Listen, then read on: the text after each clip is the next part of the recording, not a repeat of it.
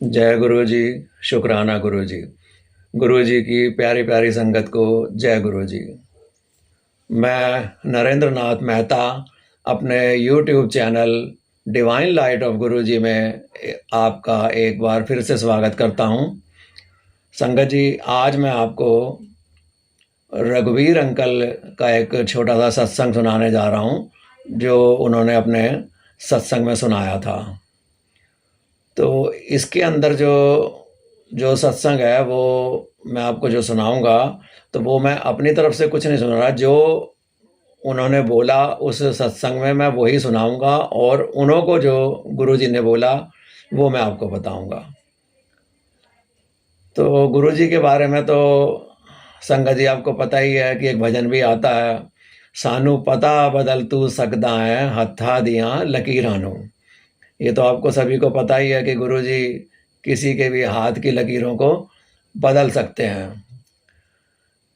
तो बाकी तो आपको पता ही है कि इसके अलावा कोई ऐसी दुकान नहीं है, कोई ऐसा मंदिर नहीं है पूरे वर्ल्ड में, कहीं भी घूम लो, कि भाई किसी ने ऐसा बोर्ड लगाया हो किसी ने कि यहाँ पर जो है आपके कर्म बदली किए जाते हैं।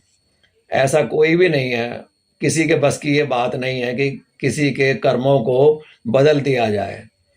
तो ये केवल और केवल हमारे महाशिव हैं, सदाशिव हैं, गुरु जी हैं, वो ही ऐसा काम कर सकते हैं। तो लेकिन इसके पीछे भी अब आप देखिए, जब वो जिनों के कर्म अपने ऊपर लेते थे तो उन्होंने कितनी कष्ट, कितना पीड़ा होती थी।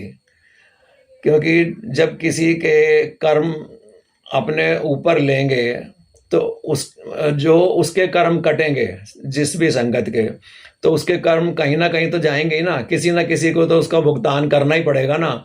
तो तब गुरुजी जो अपने ऊपर लेते थे तो ये भुगतान गुरुजी को करना पड़ता था, और उस संगत को इस बारे में पता भी नहीं कि गुरुजी के ऊपर क्या बीती होगी, इसके ऊपर बाद में क्या क्या सहन करा होगा, कितना कष्ट, कितनी पीड़ा उन्होंने उठाई होगी गुरुजी ने इस कार्य को करने के लिए।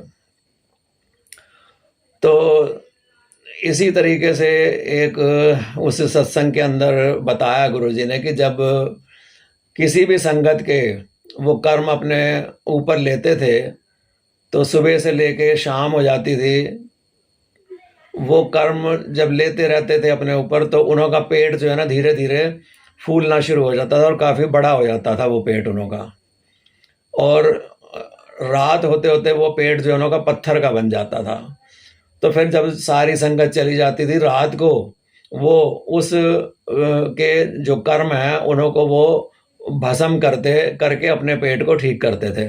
तो सवेरे तक जाके उन्हों का पेट जो है फिर वो नॉर्मल हो जाता था। तो देखिए मतलब कितना मुश्किल कार्य उन्होंने यहाँ से ये किया।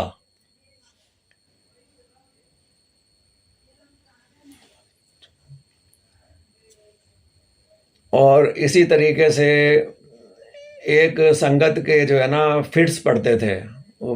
वो संगत फिट्स पड़ने की वजह से ना काफ़ी परेशान थी। 1 डेढ़ साल तक वो गुरुजी को जो है अपनी अरदास लगा रही थी।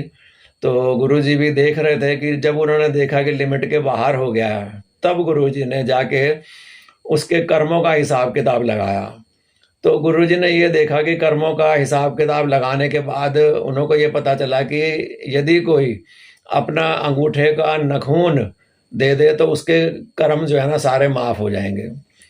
तो जब गुरुजी को ये पता चला तो उन्होंने तुरंत अपने नाखून को मुंह में डाल के दांतों से पकड़ के जोर से खींच दिया, नाखून निकाल दिया। इधर गुरुजी ने उस नाखून को निकाला और उधर उस संगत के फिट पड़ने बंद हो गए, वो बिल्कुल ठीक हो गया।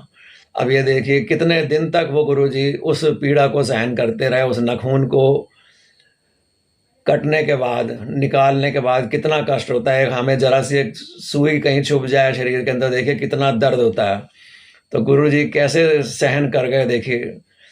क्योंकि गुरुजी देखो सारी संगत को इतना प्यार करते हैं, तो इस वजह से वो ऐसा कर जाते हैं कि चलो वो बिना किसी निष्काम भाव के वो कर रहे हैं। जो पृथ्वी के ऊपर वो आए हैं, लोगों का, संगत का भला करने के लिए ही आए हैं वो।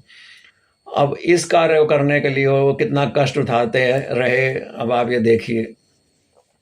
और इसी तरीके से एक सेवादार था गुरुजी के यहाँ पे, तो कुछ कार्य में उससे गलती हो गई होगी, तो गुरुजी ने उसको वहाँ से निकाल दिया। तो जब वो कमर मोड़ के जाने लगा तो गुरुजी ने देखा कि इसके ऊपर जो है वो शनि जो है बहुत भारी है। और उन्होंने ये भी देखा कि इसके हाथ से ना किसी का मर्डर हो जाएगा, मतलब इतना भारी शनि था उसके ऊपर, जिसकी वजह से अब गुरुजी ने देख लिया था, क्योंकि वो तो सारी फाइलें खुल जाती हैं किसी भी संगत जो भी सामने होती है। तो उन्होंने देखा कि भाई इसके बाद जो है अगर ये जेल चला जाएगा तो पीछे जो इसका परिवार तो भूखा मर जाएगा। अब उनके मन में दया आ गई कि कुछ करना पड़ेगा इसके लिए। तो उस संगत जब जाने लगा वो आदमी, तो पीछे से गुरुजी ने ऐसे हाथ किया और उसका शनि जो है अपने ऊपर ले लिया। उसका शनि लेने की वजह से गुरुजी का शरीर जो है, शरीर का रंग जो है वो काला पड़ना शुरू हो गया। 3 दिन तक तो वो गुरुजी सहन करते रहे।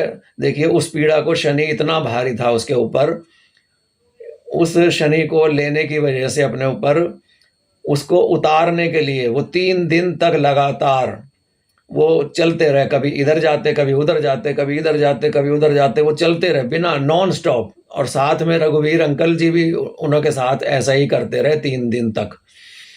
3 दिन के बाद वो जब शनि का प्रकोप खत्म हुआ गुरुजी के ऊपर से, तब वो जाके बैठे शाम को अपनी गद्दी पे। और फिर जाके रघुवीर अंकल जी भी बैठे। फिर रघुवीर अंकल जी ने गुरुजी को जल प्रसाद दिया, चाय प्रसाद दिया और खुद भी ग्रहण करा। फिर जाके वो बैठे तो रघुवीर अंकल की टांगें भी ऐसे हो गई जैसे कि स्टील की रॉड किसी ने डाल दी। उनसे बैठा भी नहीं जा रहा था नीचे, क्योंकि देखिए कुछ घंटे ही अगर आप ऐसे चल के देख लो, यहाँ तो 3 दिन तक लगातार उस प्रकोप को उतारने के लिए वो ऐसा करते रहे। लेकिन 3 दिन के अंदर भी गुरुजी का रंग जो है वो काला जो है वो रंग बदला नहीं, उसमें 2 दिन और लग गए काले रंग को। फिर जाके गुरुजी का रंग जो है नॉर्मल सफ़ेद हुआ, जाके नॉर्मल कलर गुरुजी का बाद में हुआ। तो देखिए 5 दिन बाद गुरुजी का रंग जो है वो जाके नॉर्मल हुआ काले से। तो ये देखिए अब ये भी कितना कष्ट, कितनी पीड़ा उठाई गुरुजी ने इस कार्य के लिए भी।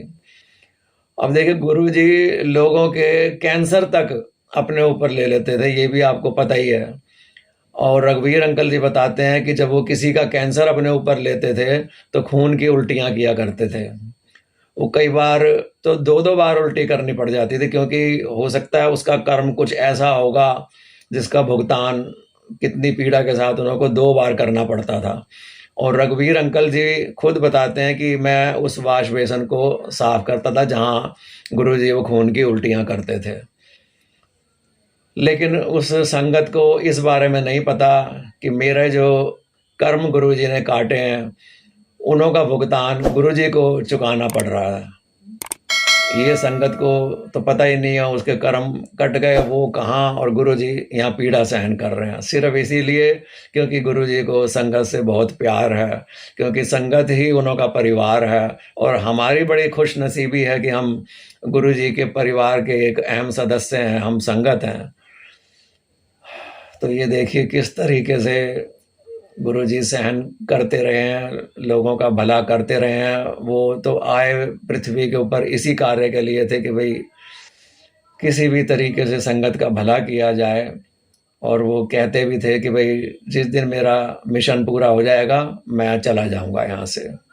तो ओम नमः शिवाय, शिव जी सदा सहाय। ओम नमः शिवाय, गुरु जी सदा सहाय। जय गुरु जी, शुक्राना गुरु जी।